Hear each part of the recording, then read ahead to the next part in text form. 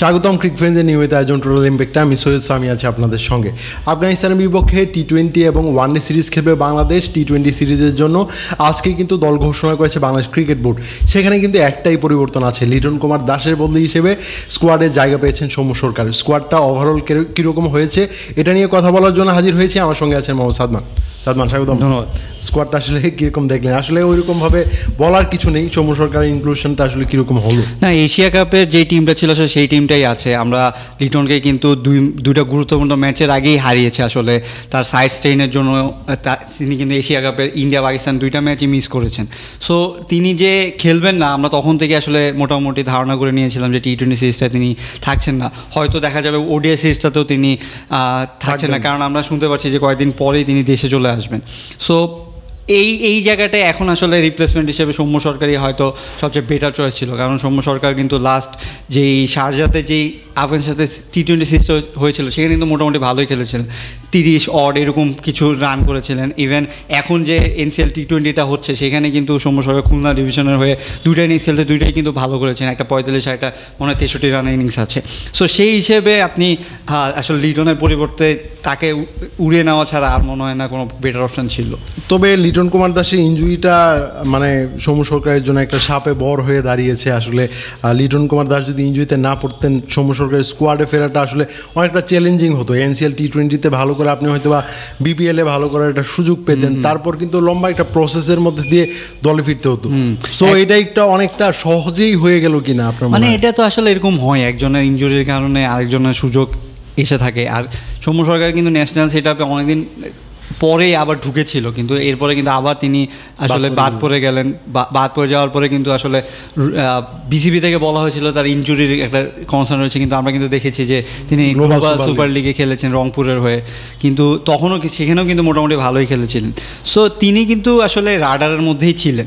রাডারের মধ্যে থাকার কারণে যেটা হয়েছে যে তিনি যেহেতু রান পাচ্ছেন, যেহেতু একটা ভালো টাচে আছেন, সো এখন যেহেতু একটা পরিবর্তনই করতে হবে তাকেই ডাকা হয়েছে।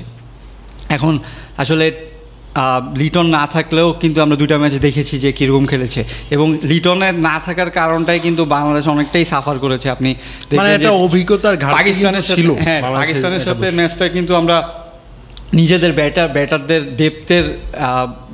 ডেপথের অভাবেই কিন্তু হেরেছি, কারণ আপনি দেখবেন যে টপ অর্ডারে কিন্তু ব্যাটারি ছিলই না।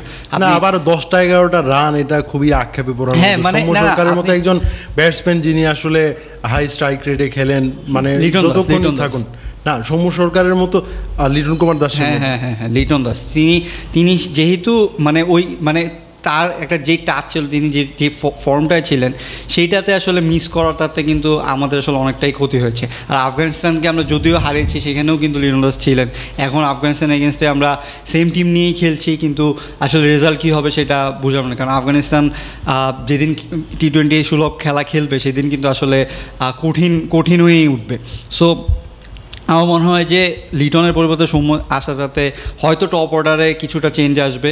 সাইফ যেহেতু ভালো খেলছে, এটা একটা প্লাস পয়েন্ট। সাইফ লাস্ট দুইটা ইনিংসেই ভালো খেলেছেন, কিন্তু আরেকটা যিনি পার্টনার হিসেবে থাকেন, ইমন বলেন বা তামিম বলেন, তারা কিন্তু আসলে ফর্ম নেই। তামিমকে দেখছি যে আমরা দল থেকেই বাদ পড়ে গিয়েছিলাম লাস্ট ম্যাচে।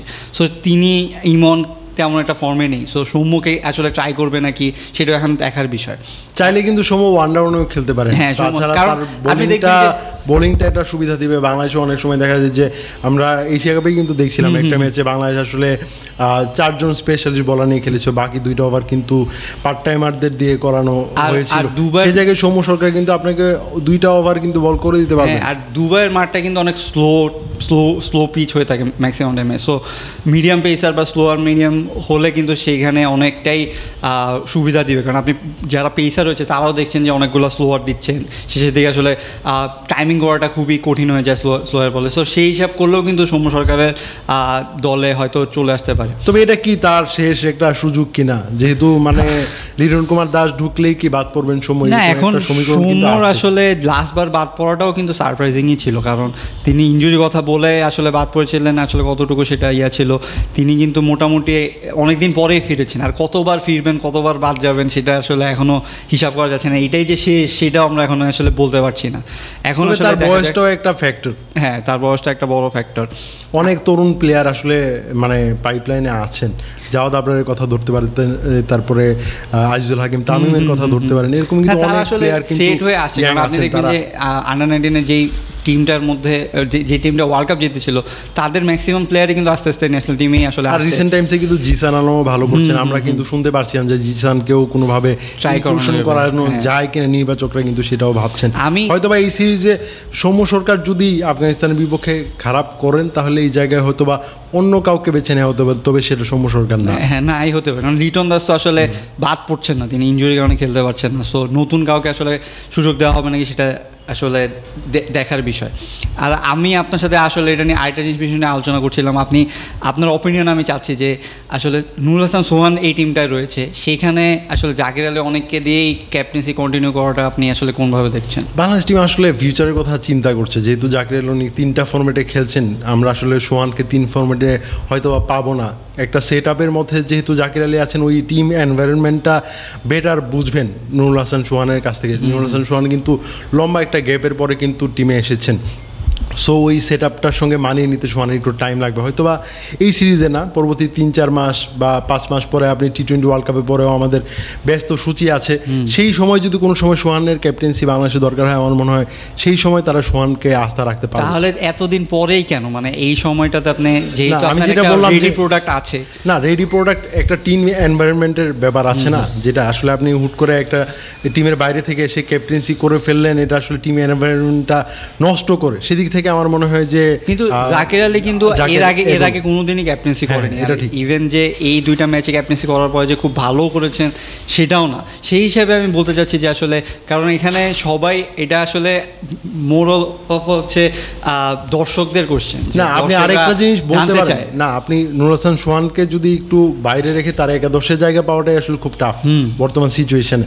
তাকে যদি বাইরে রেখে আপনি চিন্তা করেন, এর বাইরে আপনি একজনের নামই কিন্তু চিন্তা করতে পারবেন, সেটা হলো তাওহিদ হৃদয়। তিনি আসলে খুব ব্যাট হাতে খুব একটা ভালো ফর্মে নেই। আমার মনে হয় যে যদি তাওহিদ হৃদয় ভালো ফর্মে থাকতেন, জাকের না, সেই জায়গায় কিন্তু তাওহিদ হৃদয় ক্যাপ্টেন হতেন বাংলাদেশে। ইভেন তাসকিনও হয়তো ভালো একটা অপশন হতো, কিন্তু তাসকিনও আসলে একাদশের তাকে আসলে রোটেট করা হয়। এই কারণে। তবে আরেকটা বিষয় আমি বলি যে আমাদের এই স্কোয়াডটাতে 2জন প্লেয়ার আছেন, তারা আসলে খুব একটা ভালো পারফর্ম করতে পারেনি এশিয়া কাপটায়। একজন মোহাম্মদ সাইফুদ্দিন, আরেকজন শরীফুল ইসলাম। তাদের পরিবর্তে কি অন্য কাউকে নেওয়া যেত কি? যেহেতু আমরা হাসান মাহমুদ খুবই ভালো একজন প্লেয়ার, নিয়মিত পারফর্ম করেন, বাংলাদেশের টিমটার সেট আপে আছেন, তাছাড়া তার জায়গায় কি একজন স্পিনার বাড়তি নেওয়া যেত কিনা, মেহেদী হাসান মিরাজের মতো, যে আসলে ব্যাটিং না, মিরাজ তো আসলে ওডিআইতেই খেলবে, তিনি আসলে টি-20তে ওই সেট আপটার মধ্যে এখন আপাতত নেই। আর শান্তও কিন্তু ওডিআইয়ের জন্য যাচ্ছেন, শান্তও কিন্তু নেই। কিন্তু আমার সাইফুদ্দিনের কথা যেটা বলতে হয়, সাইফুদ্দিন হয়তো এটাই হয়তো তার জন্য একটা শেষ সুযোগ হতেও পারে, যদি তাকে খেলানো হয়, তিনি যদি পারফর্ম করতে পারেন, হয়তো সেটা তাকে নিয়ে কন্টিনিউ করা হবে। কিন্তু যদি তিনি আবার ফেল করেন, সেই জায়গায় হয়তো সাইফুদ্দিনকে আমরা হয়তো সামনে আবার দেখতে পারি, যে আমরা ওয়ার্ল্ড কাপের স্কোয়াডে হয়তো তাকে আমরা দেখবো না। সো সেই বিষয়টা, যেহেতু তিনি এশিয়া কাপের স্কোয়াডে ছিলেন, আবার যেহেতু ওইখানেই খেলা, ইউএইতেই খেলা, সো সেই হিসাব করে হয়তো টিমটা আসলে বেশিটা চেঞ্জ হতে না। লিটন দাস থাকলে হয়তো সৌম্য আসলে জায়গা পেতেন না, সেম টিমটাই খেলতো। সো সেইভাবেই আসলে চেষ্টা করছে যে টিম ম্যানেজমেন্ট কীভাবে নতুন করে মানে এই টিমটাকে আসলে সেট আপ করার জন্য। কিন্তু একটা বিষয় হচ্ছে যে যেহেতু সামনে কিন্তু নির্বাচন, বিসিবি নির্বাচন, নতুন একটা বোর্ড আসবে, নতুন বোর্ড আসলে আবার আসলে টিমের মধ্যে পরিবর্তন আসাটাও স্বাভাবিক। তখন দেখা যেতে পারে যে মানে যেটা আসলে দেখে আসি যে ওই নতুন বোর্ডের পছন্দের প্লেয়ার অনেক সময় টিমে থাকে বা সুযোগ পায়, বা তখন রোটেশন হয়, তখন হয়তো আমরা দেখতে পাই যে এই টিমটা থেকে অনেকেই হয়তো বাদ পড়ে গেছেন, আবার নতুন নতুন প্লেয়ার এসেছেন টি-20 ওয়ার্ল্ড কাপের জন্য। সো এই টুর্নামেন্টটা শেষ হলে আর নির্বাচনটাও শেষ হয়ে যাবে, তারপরে কিন্তু আসলে আমরা ততদিনে হয়তো দেখতে পারবো যে নতুন আর কি পরিবর্তন আসে। ধন্যবাদ সাদান আমাকে সময় দেওয়ার জন্য। ধন্যবাদ দর্শক, ক্রিকেট ফ্রেন্ডের নিয়মিত আয়োজনে আমাদের সঙ্গে থাকার জন্য ধন্যবাদ। পরবর্তী কোনো পর্বে অন্য কোনো বিষয় নিয়ে আবার কথা বলবো, সেই পর্যন্ত আমাদের সঙ্গে থাকুন।